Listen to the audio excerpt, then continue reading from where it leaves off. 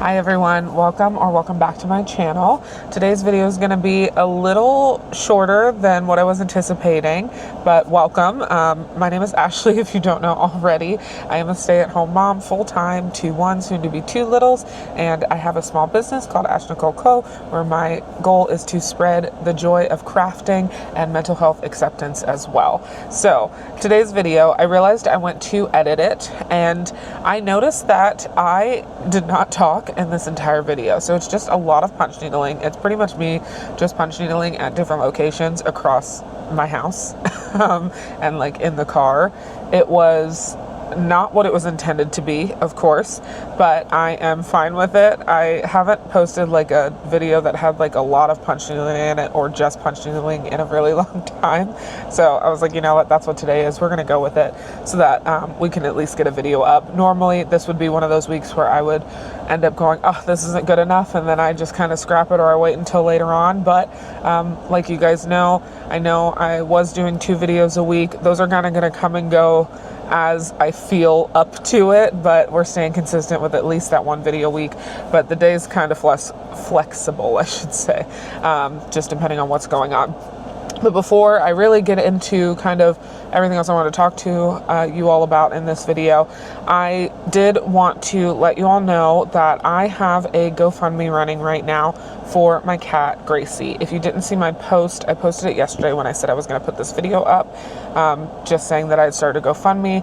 I am a very prideful person, and I do not like to ask for help. It's something I've worked on for a really long time, because at one point I had to ask for a lot of help from people, and a lot of that kind of came back to bite me in the butt later, or was used against me later on. And so I've always had an issue with then asking or reaching out if I needed anything. But Gracie has been just, I spent all day the other day just crying because I was so upset, and I'm already an emotional person, but being pregnant, it's heightened times like 10,000. And when I say I'm already an emotional person, I'm like a cry at the drop of a hat person. And now it's like cry before the thing even starts, like one note of like a sad song, and I'm out and I'm done.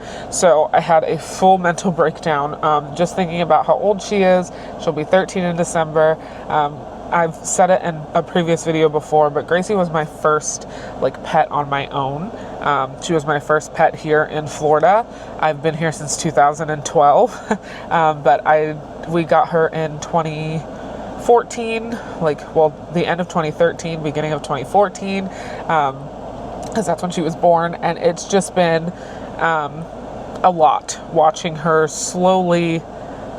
She's not, I hate saying declining because I don't like to admit it, but she has been very much so.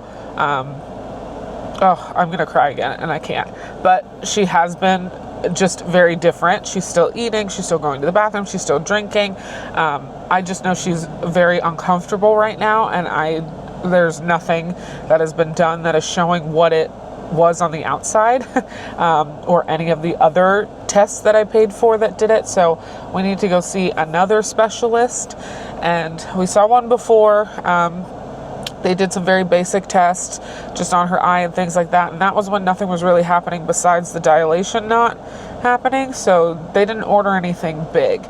But since her eye is now completely, it's like clouded over in a sense. She had a very large scratch across it that kind of came out of anywhere, but it didn't look like a normal scratch. It looked like a tear. It looked like her eye literally just like slowly started separating almost, which was terrifying. And then that healed over, and they said it was just maybe a scratch in her eye, and they gave like drops, and we had a whole plan of what to do for right now. And things just got really expensive, and I cannot afford to kind of continue with it right now with where I'm at. Of course, everything starts happening when I don't have like a consistent income.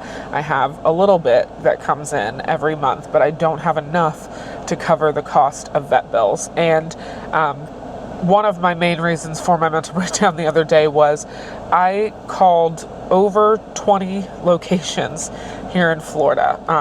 Rescues, shelters, vet offices, emergency offices, and I never realized, because I have always had the privilege and the luxury of being able to take care of my animals as soon as they needed something, and it wasn't anything that was stressful in terms of like price, yes, because it's expensive to just have animals in general, but it was never stressful to where I was like, how am I going to be able to afford that? It was just like, that's fine, I'll have to put it on this credit card, I will have to put it on this credit card, I will have to split this part cash, this is going to be around this time, we'll adjust how things came out of the paycheck so that I could have enough to cover things.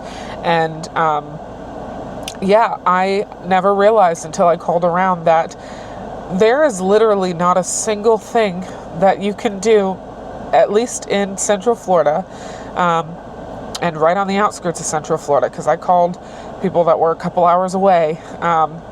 There's not a single thing that you can do for your pet if you don't have funds to pay for them.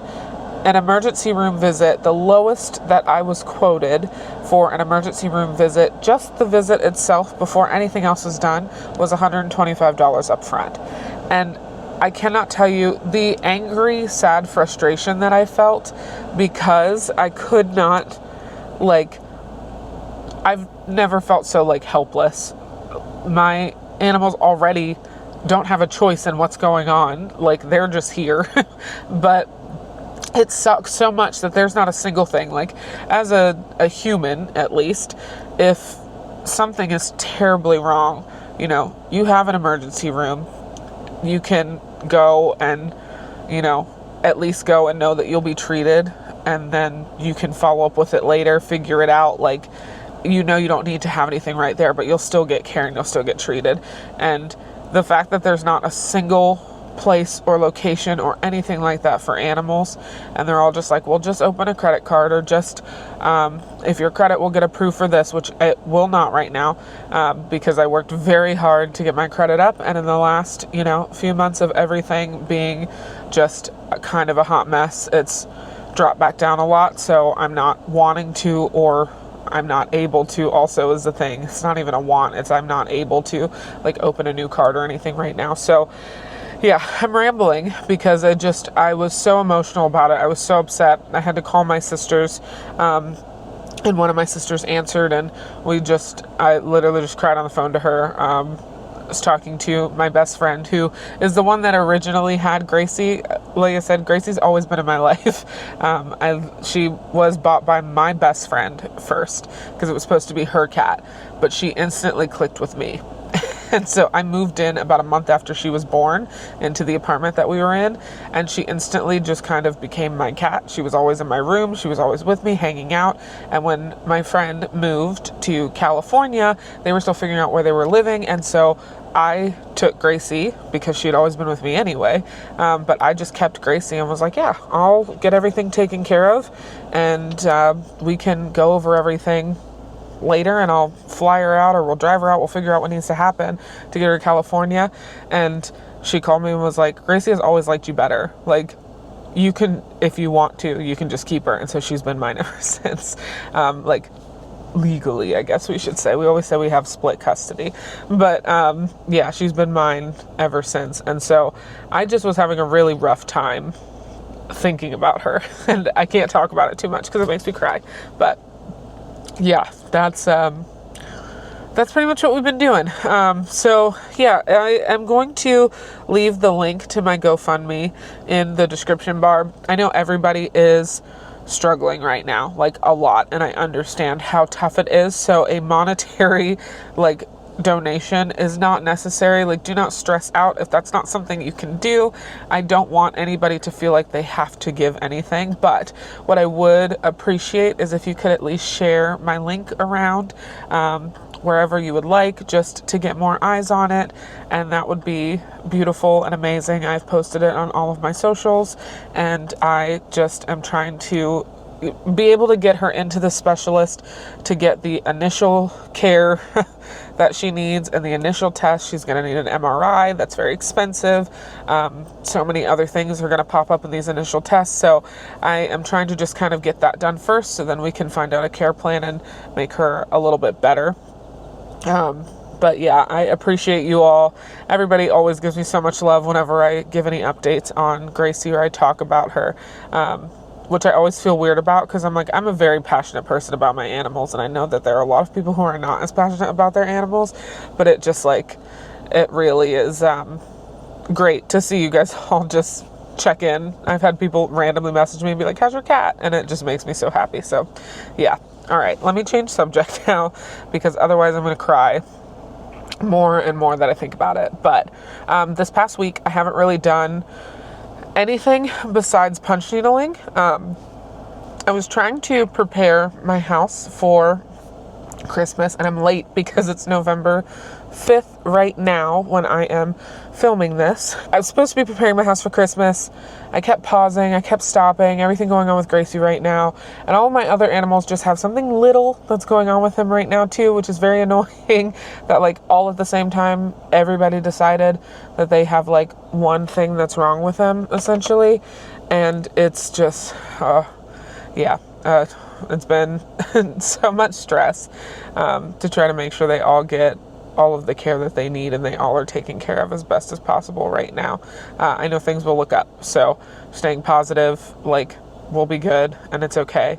But for the market that is this weekend, I just was finishing out the punch needles. I have 2 more things to punch needle on this board, so I'm going to sit here and do that while my son is in therapy and finish off this board. When I get home later on today, I'm going to cut everything out and get these all finished, and then you'll see that in the next video. And I also am going to do my table setup in the next video. I decided I wanted to wait until a little bit later to do my table setup so that I could load up the car and just have it ready to go. So I don't want to, I didn't want to do it too early and then feel like I need to change something or whatever else it was. So I am going to get everything set up, get everything ready to go, and then I will put it in the car so that on Friday, I don't have to do anything except for just kind of relax, and I will double check if there's anything else that I need to pack or that I need done beforehand. I have a list of things that I'm going through, like just double checking like the price tags that I have, adding any additional kind of market deals or things I want to add on there. And then also I needed to print out thank you cards and some, what are they called? Thank you cards and business cards, because I realized I don't have any. So I'm going to print out a few at home by myself and just kind of go from there. But yeah, that's all stuff that will happen in the next video. But thank you guys so much for watching this video. I'm going to just put this straight into the punch needle portion of this video, and you guys can just watch me do that through the rest of the video, and I will see you in the next one later on. Enjoy!